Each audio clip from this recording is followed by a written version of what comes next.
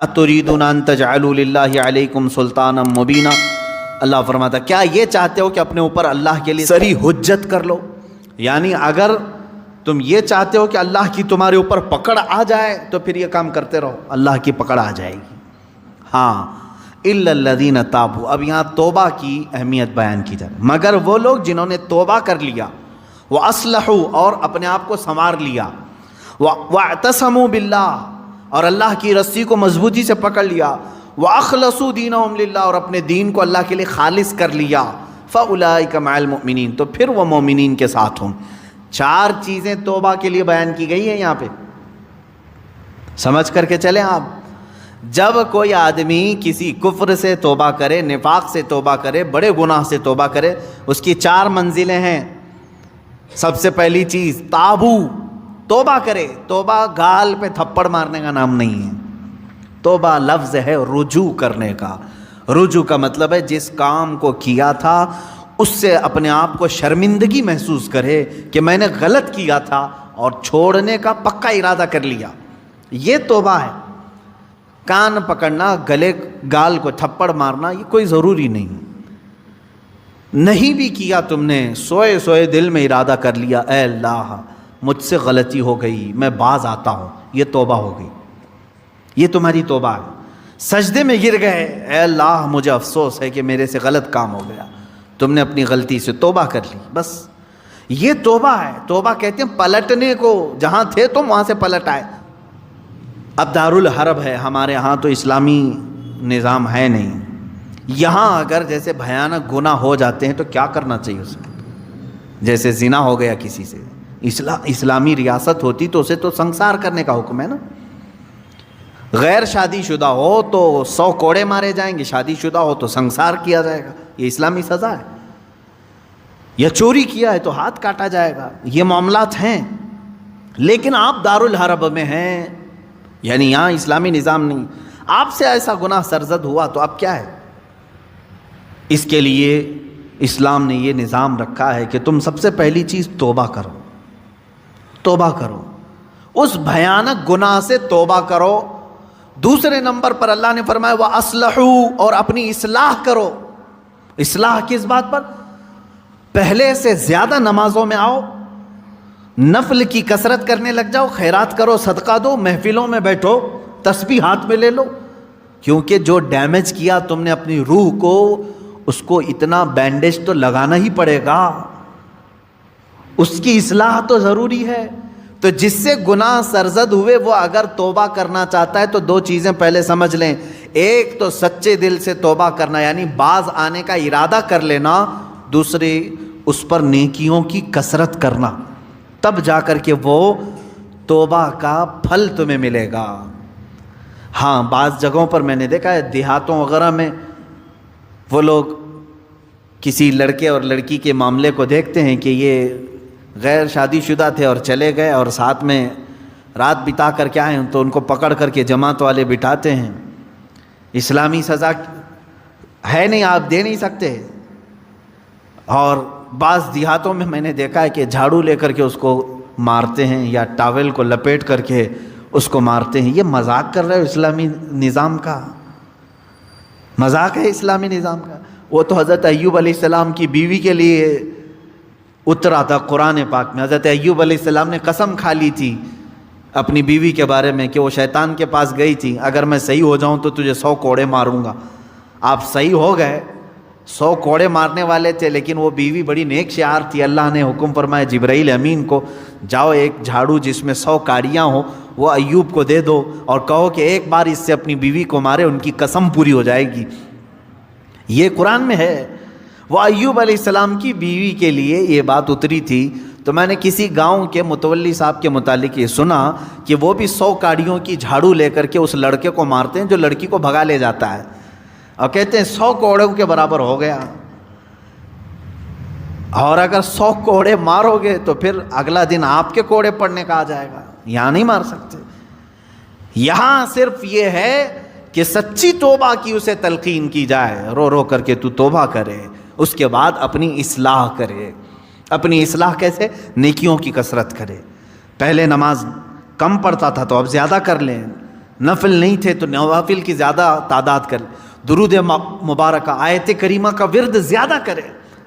یوں ہی سمجھ لے کہ بیماری کے بعد جب آدمی اٹھتا ہے تو اسے ٹونک لینی پڑتی ہے، اچھی غذا دینی پڑتی ہے تاکہ اس کی جو گری ہوئی صحت ہے وہ جلدی صحیح ہو جائے۔ گناہ کرنے کے بعد بندے کی روح اسی طرح بیمار ہوتی ہے، توبہ کے بعد اسے ٹونک دینے کے لیے نیکیوں کی کثرت ضروری ہے، وہ نوافل کی کثرت کرے۔ نمبر 3، وَاعْتَصَمُوا بِاللَّهِ، اللہ کی رسی مضبوطی سے تھام لے۔ یہ اللہ کی رسی ہے کیا؟ اس پر ہی بہت گھنٹوں تفسیر ہو جائے گی۔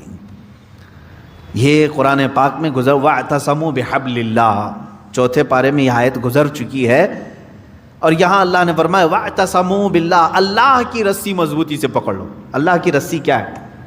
آسمان سے کوئی چیز لٹک رہی ہے کہ اس کو پکڑ کر کے جھولتا رہے گا، چھوڑے گا نہیں۔ اللہ کی رسی، مفسرین کے الگ الگ اقوال ہیں۔ قرآن پاک اللہ کی رسی ہے، اسے جو تھام لیا گویا کہ وہ اللہ کی رسی کو پکڑ لیا۔ رسول پاک صلی اللہ تعالیٰ علیہ وسلم کی ذات اللہ کی رسی ہے، حضور صلی اللہ علیہ وسلم کو جو تھام لیا، ان کی تعلیمات کو، وہ اللہ کی رسی کو پکڑ لیا ہے۔ اہل بیت اطہار جو رسول اللہ کی آل ہیں، ان کو کہا گیا ہے کہ وہ اللہ کی رسی ہیں، ان کو جو تھام لیا وہ اللہ کی رسی کو پکڑ لیا۔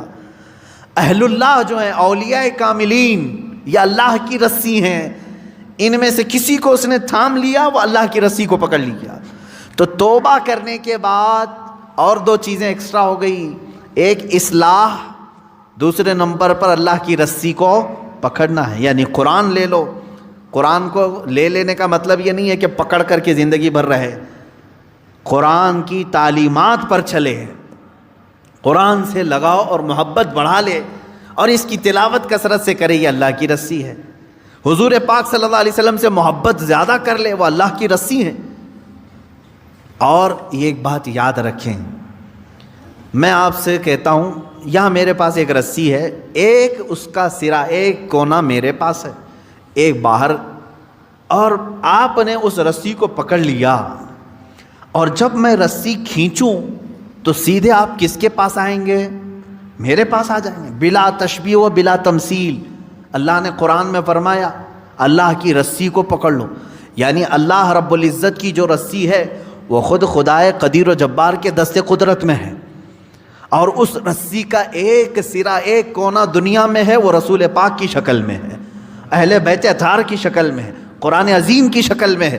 ان کو جس نے پکڑ لیا، جب رب تبارک و تعالیٰ سارے لوگوں کو کھینچے گا تو تم وہیں جاؤ گے جہاں یہ اس رسی کا دوسرا کنارہ ہوگا۔ اسی کو کہتے ہیں اللہ رب العزت تک پہنچنے کے لیے اس کی رسی کو تھام لینا، یعنی اہل اللہ، اولیاء کاملین سے وابستہ ہونا، قرآن پاک سے اور رسول پاک کی زندگی سے وابستہ ہونا۔ 3 چیزیں میں نے گنا دیا توبہ کے لیے۔ وَأَخْلَصُوا دِينَهُمْ لِلَّهِ، چوتھی چیز ہے اپنے دین کو اللہ کے لیے خالص کر دینا، پیورٹی والا دین۔ یہ وہی شادی کرنے والے لوگوں کے لیے ہے، جو شادی کے لیے دین میں آئے تو اللہ فرمانا نہیں، اللہ کے لیے دین میں آؤ، اللہ کے لیے توبہ کرو۔ بعض لوگوں کو دیکھا گیا کہ بھائی بہت زیادہ آوارہ گردی کرتا تھا، میں تو بیٹی نہیں دوں گا اس کو، کہا 4 لوگوں کو لے آؤ، میں توبہ کرتا ہوں۔ توبہ توبہ توبہ توبہ، ہو گئی توبہ۔ اس کے بعد اس کی بیٹی کو لینے کے لیے تم نے 4 لوگوں کے پاس توبہ کیا۔ میرے عزیزوں، اب توبہ کے اصول آپ سیکھ لو۔ اس نے توبہ کس کے لیے کیا؟ ایک خاتون کے لیے۔ اللہ فرما رہا ہے اللہ کے لیے آ جاؤ، یہ آج تیرے نکاح میں ہے، کل پھیکی پڑ جائے گی، لیکن اللہ رب العزت تو ہمیشہ رہنے والا ہے۔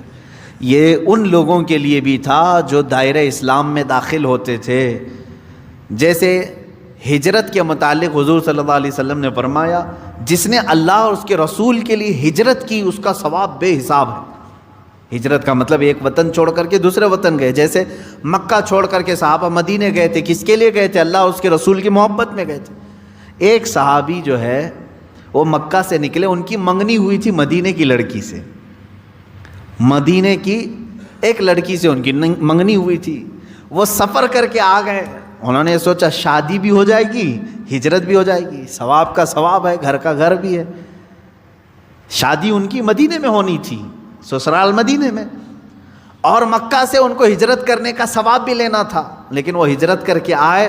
تب اللہ کے نبی صلی اللہ علیہ وسلم نے یہ حدیث بیان فرمائی، جس کی ہجرت جس غرض سے ہوئی اسی غرض میں مانی جائے گی۔ جو اللہ اور رسول کے لیے ہجرت کر کے آئے تھے اس کا ثواب بے حساب ہے، اور جو شادی کے لیے ہجرت کر کے آئے تھے تو یہ شادی کا ہی مانا جائے گا، یہ شادی کا۔ بعض لوگ ہجرت کر کے مائگریٹ کر کے دوسری کنٹریز میں آج گئے ہوئے ہیں، وہ اپنی روزی روٹی کے لیے گئے ہوئے ہیں، اس ہجرت کا ثواب نہیں ہے۔ اپنے دین کی حفاظت کے لیے اور اللہ کی رضا کے لیے اگر کوئی ہجرت کیا ہے تو اس کا ثواب ہے، بہت بڑا ثواب ہے۔ مثال کے طور پر برما کے لوگ جو ہجرت کی ہیں، ان کے اوپر آفتیں تھیں، مصیبتیں تھیں، اور ان کے اوپر دین تنگ کر دیا گیا تھا، اور وہ وہاں سے گھر چھوڑ کر کے ہجرت کر کے اگر کسی دارالاسلام میں گئے ہیں تو ان کو وہی ہجرت کا ثواب ہوگا جو صحابہ نے ہجرت کی تھی۔ یہ ثواب ہے کیونکہ وہ اپنے دین کی حفاظت کے لیے ہجرت کیے تھے۔ اس بات کو سمجھیں۔ 4 چیزیں یہاں پر بیان ہوئی ہیں توبہ کے متعلق۔ جو لوگ ایمان والوں کے ساتھ اٹھایا جانا اپنے آپ کو پسند کرتے ہیں، وہ سب سے پہلی چیز اپنی پرانی چیزوں سے، نفاق تھا یا کفر تھا یا بھیانک گناہ تھے، پہلی چیز توبہ کرے۔ دوسری چیز اصلاح کرے، یعنی جو ڈیمیج ہوا تھا اس کو صحیح کرے۔ کیسے؟ نیکیوں سے، نمازوں سے، تسبیحات سے۔ نمبر 3، اللہ کی رسی کو پکڑ لے۔ یہ نہیں کہ خالی تو مسجد میں بیٹھ گیا اور یہ سوچا مجھے کسی کی ضرورت نہیں، کسی پیر فقیر کی ضرورت نہیں۔ بولتے ہیں نا بعض لوگ میرا دین کامل ہے، کسی پیر اس طرح کے جملے لوگ اپنے ماڈرنزم کو بتانا چاہتے ہیں کہ ہم اہل اللہ کے قریب نہیں جانا چاہتے، اللہ والوں کی ہمیں کوئی حاجت نہیں، جبکہ قرآن کہہ رہا ہے کونوا مع الصادقین، تم اللہ کے سچے بندوں کے ساتھ رہو۔ اگر تمہاری ضرورت نہیں تھی تو اللہ نہیں فرماتا کہ ان بندوں کے ساتھ رہو، یہ اللہ کی رسی ہے، ان کی صحبت میں اپنا وقت گزارو، ان کی تعلیمات میں اپنا وقت گزارو۔ نمبر 4 ہے اپنے دین کو خالص کر لینا، پیورٹی، یعنی توبہ کیا ہے تو کسی دنیاوی غرض سے نہیں بلکہ اللہ کو راضی کرنے کے لیے۔ بزنس کے لیے اگر کوئی داڑھی رکھ لیا، اپنا دھندا چمکانے کے لیے اگر کوئی ٹوپی پہن لیا تو نہ اس داڑھی کا اسے ثواب ہے، نہ اس ٹوپی کا اسے ثواب ہے، بلکہ وہ دھوکہ دڑی میں شامل ہے۔ ہاں، اللہ کو راضی کرنے کے لیے اور اپنے حبیب کو راضی کرنے کے لیے کیا ہے، اللہ اس کے کاروبار میں بھی برکت دے اور اس عمل کا بھی اسے ثواب عطا کرے۔ یہ 4 چیزیں ہیں۔ توبہ کے بعد کیا کیا کرنا ہے؟ وہ اصلحو کا مطلب ہوتا ہے اپنے آپ کو پھر سنوارنا ہوگا۔ تمہیں مومنین کے ساتھ اگر بیٹھنا ہے تو سنوارنا ہوگا۔ اسی لیے اس آیت کے ذریعے سے مفسرین فرماتے ہیں کوئی اگر توبہ کرتا ہے کسی چیز سے، فوراً اس پر اعتبار مت کرو، 6 مہینے انتظار کر کے دیکھو کہ سنورا کہ نہیں سنورا، اپنے آپ کی اصلاح کیا کہ نہیں۔ میاں آج چھوٹی چیز تھپڑ مار لیا، توبہ توبہ توبہ توبہ، اور اس کے بعد پھر کل دیکھا تو پھر وہی ہے۔ کبھی کبھار جو سچی توبہ نہیں کرتا ہے وہ آدمی چند دنوں کے بعد پھر واپس اسی گناہ میں چلا جاتا ہے۔ شریعت نے کہا ہے کہ 6 مہینے اس کا انتظار کریں، 6 مہینے اس کا انتظار کریں، دیکھیں کہ اس نے اپنے آپ کی اصلاح کر لی یا نہیں۔ کچھ لوگ صرف شادی کے لیے توبہ کر لیتے ہیں، صرف شادی کے لیے ایمان لے آ رہے ہیں، یہ بھی معاملات ہے۔ تو یہاں پر بھی حکم ہے، ٹھیک ہے ایمان لائے، میں اس کا انکاری نہیں ہوں۔ کوئی لڑکی ایمان لے آئی، کوئی لڑکا ایمان لے آیا، اسلام میں داخل ہوئے ہیں، تو حکم تو یہ ہے کہ 6 ماہ اس کا انتظار کرو، دیکھو کہ حقیقت میں اس نے اپنے آپ کو سنوار لیا کہ نہیں۔ ارے ادھر صبح توبہ کیا، دوپہر میں نکاح کی محفل بیٹھ گئی، پھر شام میں پتہ چلا کہ ہو گیا، اب واپس چلو اپنے دھرم میں، یہ تو دھوکہ دینا ہوا۔ تو اصلاح کرنا اپنے آپ کی، یہ توبہ کی دوسری منزل ہے۔ تم ایمان والوں میں کب شامل کیے جاؤ گے؟ پہلے نمبر پر توبہ، دوسرے نمبر پر اپنی اصلاح۔ وہ یوں ہی سمجھ لیں زخم ہو گیا تھا، ہاتھ میں زخم ہو گیا تھا، پھوڑی ہو گئی تھی، پھٹ گیا، گئے ڈاکٹر کے پاس، کس کام کے لیے؟ علاج کے لیے۔ اب وہاں 2 چیزیں ہیں، دو چیزیں، پہلے تو اس کو صاف کر کے وہ پٹی باندھے، پہلے تو صاف کر کے پٹی باندھے، اس کے بعد پھر دوائی بھی دے کہ جو کمزوری آئی ہے وہ دور ہو سکے۔ دونوں میں خالی ایک ہی کیا، خالی دوائی لے کر کے آیا، زخم کو نہ پوچھا نہ کچھ نہیں، تو زخم تو باقی رہا اور دوائی کھا رہے ہو، یا زخم کو تم نے سب پوچھ دیا لیکن دوائی کھائی نہیں، تو بھی چنگا ہونے میں، بھلا ہونے میں ٹائم لگتا ہے۔ اسی طرح سمجھ لیں کہ گناہوں سے توبہ کر لیا، پٹی باندھ لیا، اصلاح کرنے کے لیے نمازوں کی کثرت کرو، خیرات کی، یہ گولی کا کام کرے گی، تمہارے جسم کے اندر اصلاح پیدا ہو جائے گی۔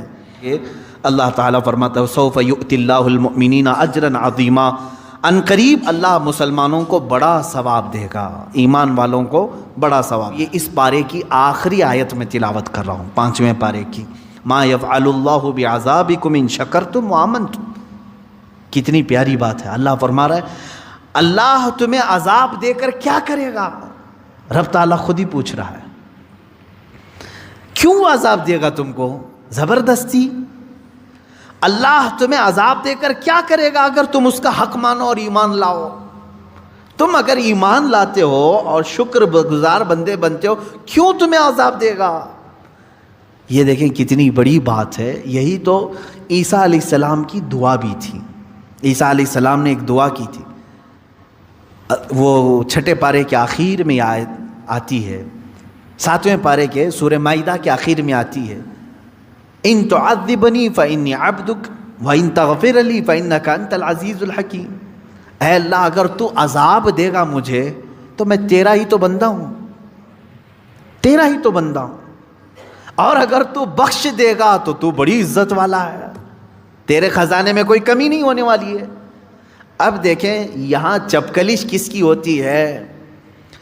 تمہارے نوکر کو بلا کر کے میں نے مارا دل ٹھنڈا کرنے کے لیے کہ چلو سامنے والے کو ذلیل بھی کروں اور دل کو ٹھنڈا بھی کروں، دوسرے کے آدمی کو لا کر کے، یہی تو چل رہا ہے نا آج، اس پارٹی والا پکڑا گیا تو اس پارٹی والے اس کو مار دیں گے، دل ٹھنڈا کریں گے، سامنے والے کو ذلیل کریں گے، یہی تو چلتا ہے۔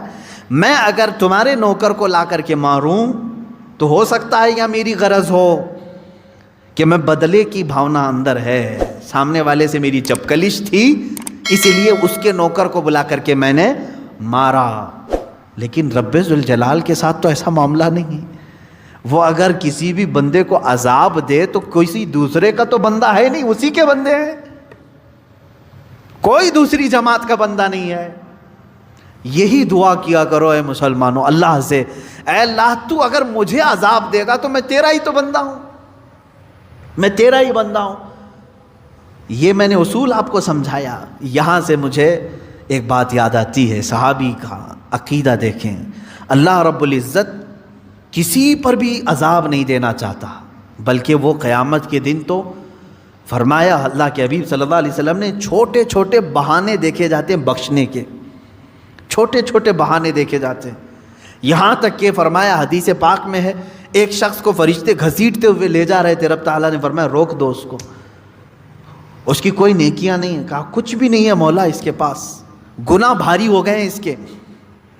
رب تبارک و تعالیٰ نے اس سے سوال کیا، اس سے پوچھو میرے بندے سے کیا زندگی میں کبھی کسی عالم کی محفل میں بیٹھا تھا؟ وہ کہتا ہے نہیں، پھر فرشتے گھسیٹتے ہوئے لے جاتے ہیں۔ اس بات پر بخشش کے لیے اللہ تعالیٰ فرما رہا ہے بیٹھا تھا، اس کے پاس وہ بھی نہیں تھا۔ پہلے پوچھا گیا کیا مصافحہ کیا تھا؟ اس نے کہا نہیں ایسا کبھی اتفاق ہی نہیں ہوا۔ محفل میں بیٹھا تھا؟ کہا نہیں۔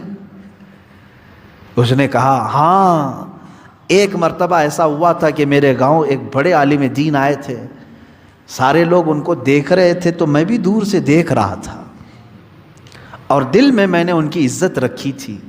اللہ نے فرمایا وہ نائب رسول کا احترام کیا، اسے معاف کر دو۔ اللہ اکبر۔ یہ اللہ رب العزت کے بخشنے کے معاملات ہیں۔ وہ تو اسی لیے فارسی میں کہا گیا نا رحمت حق بہانہ می جویت بہا نمی جویت، فارسی کا ایک قول ہے اللہ کی رحمت تو بہانے ڈھونڈتی ہے، قیمت نہیں دیکھتی۔ اب بندہ اگر یہ سوچ کر کے بیٹھ جائے کہ نہیں وہ بہت ہی عذاب دے گا، بہت ہی عذاب دے گا، نہیں میرے عزیزو، اللہ تبارک و تعالیٰ کو رحیم و کریم بھی یقین رکھو. اور خود مولا فرما رہا ہے ما یفعل اللہ بعذابکم، تم کو عذاب دے کر اللہ کیا کرے گا؟ کیوں اللہ عذاب دے گا تم کو؟ کیا تم دوسرے کے بندے ہو کہ تمہیں عذاب دینے کے بعد بدلہ لیا جائے گا؟ نہیں، اللہ تعالیٰ ہاں اس کے اصول تھے دنیا میں، سب کو اللہ نے بتایا تھا اس راستے پر چلو، تم بہک گئے تھے اس لیے تمہیں عذاب میں مبتلا کیا جا رہا ہے، ورنہ زبردستی کسی کو نہیں. اسی لیے وہ صحابی رسول کا عقیدہ مجھے یہی بتانا تھا. میں یہاں پر اپنی گفتگو کو سمیٹتا ہوں. حضور پاک صلی اللہ تعالیٰ علیہ وسلم کے پاس صحابی آئے، کہنے لگے یا رسول اللہ صلی اللہ علیہ وسلم، اللہ تعالیٰ اپنے بہت سارے کام فرشتوں کے توسل سے، فرشتوں کے اسباب سے کراتا ہے.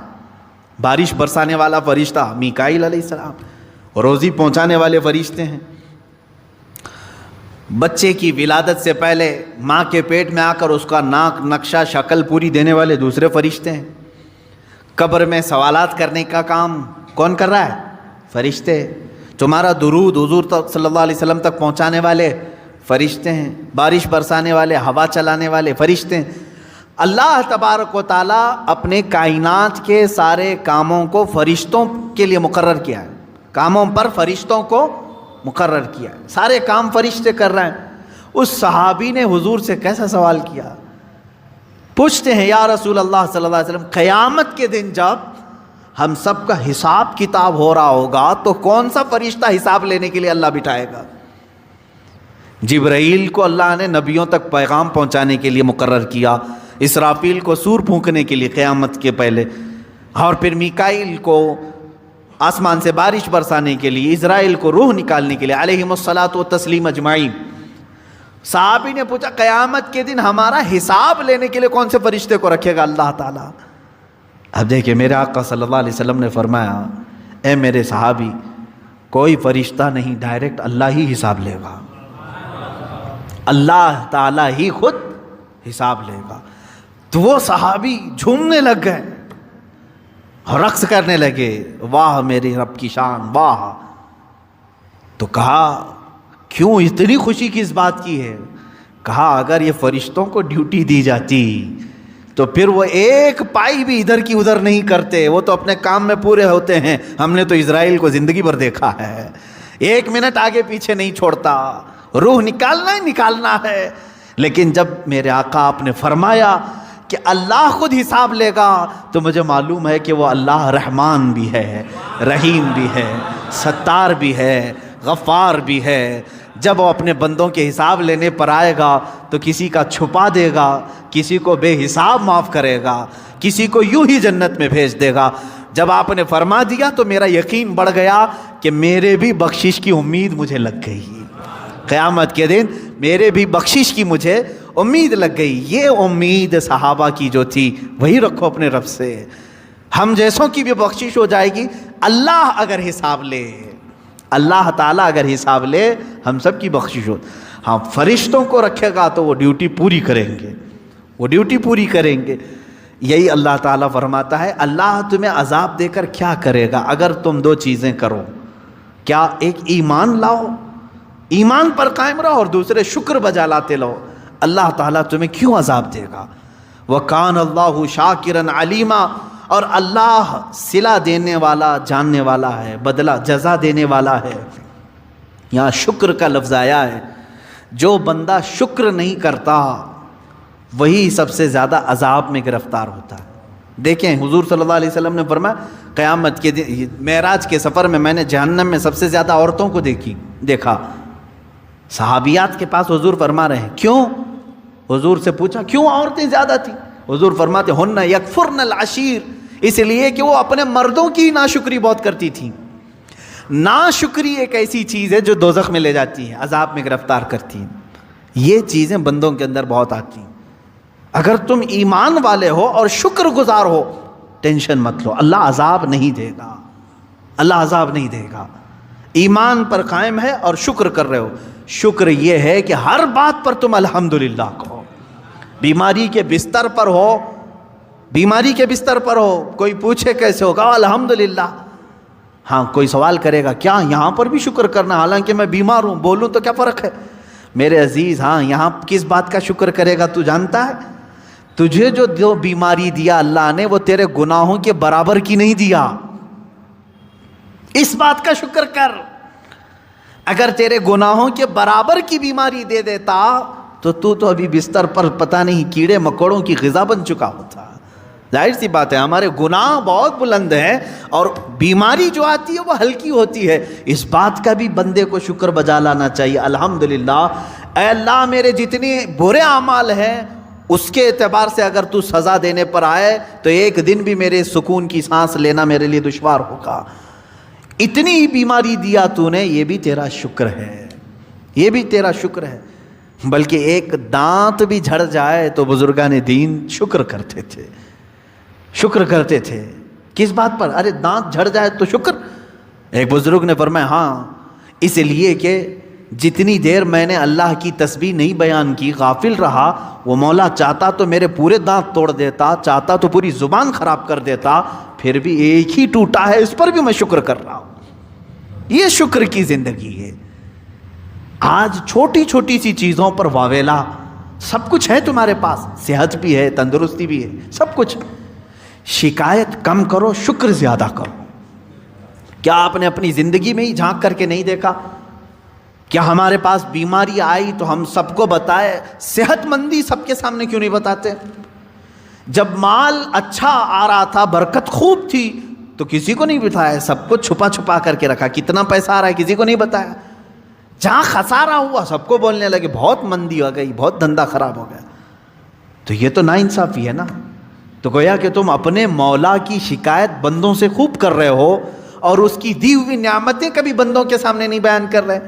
ہونا تو یہ چاہیے کہ اللہ نے فرمایا تم پر میں نے جو نعمتیں اتاری ہیں اس کا اظہار کرو۔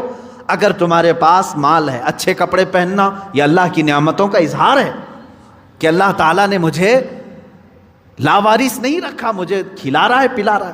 تمہارے پاس اگر مال اللہ نے دیا ہے، اچھے کھانے کھائے اور دوسروں کو بھی دیا، اچھے کپڑے پہنے اور دوسروں کو بھی پہنایا، یہ فرماتے ہیں وہ شکر گزار بندہ ہے۔